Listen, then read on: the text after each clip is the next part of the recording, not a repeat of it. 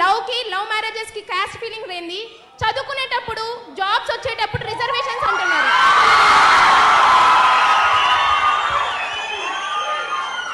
ఈ క్వశ్చన్ నేను ఒక్కటి క్వశ్చన్ చేస్తుంది ఒకరిని మాత్రమే కాదు, ఇక్కడ ఉన్న ప్రతి స్టూడెంట్ ని నేను క్వశ్చన్ చేస్తున్నాను. ఫ్రెండ్షిప్ చేసేటప్పుడు నో క్యాస్ట్ అన్నారు, లవ్ చేసేటప్పుడు నో క్యాస్ట్ అన్నారు, లవ్ మ్యారేజ్ చేసేసుకునేప్పుడు ఫ్రెండ్స్ ఉన్నారా మాకు క్యాస్ట్ ఫీలింగ్ లేదు అన్నారు. అదే ఒక ఓసీ స్టూడెంట్ ఎగ్జామ్ ఫీజు కట్టలేక జాబ్ల కాడ అప్లికేషన్ ఫీజులు లేక బయట నిలబడిన రోజులు చాలా ఉన్నాయి సార్. ఒక ఓసీ స్టూడెంట్ కి జాబులు లేక బయట ఉంటున్నారు కేవలం రిజర్వేషన్స్ వలన. ఆ రిజర్వేషన్స్ ఎందుకు?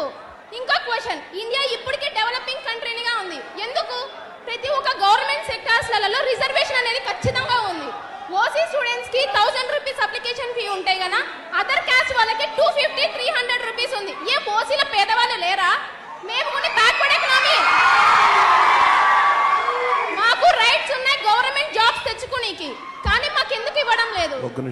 గవర్నమెంట్ సెక్టార్స్ లో ఒక సెక్టార్ ని కనుక చూసుకుంటే గన ఆల్మోస్ట్ అందరూ ఓసీ కన్నా మిగతా క్యాస్ట్ వాళ్ళే ఉన్నాయి. క్యాస్ట్ ఫీలింగ్ గురించి నేను మాట్లాడడం లేదు సార్. ఇక్కడ నేను క్వశ్చన్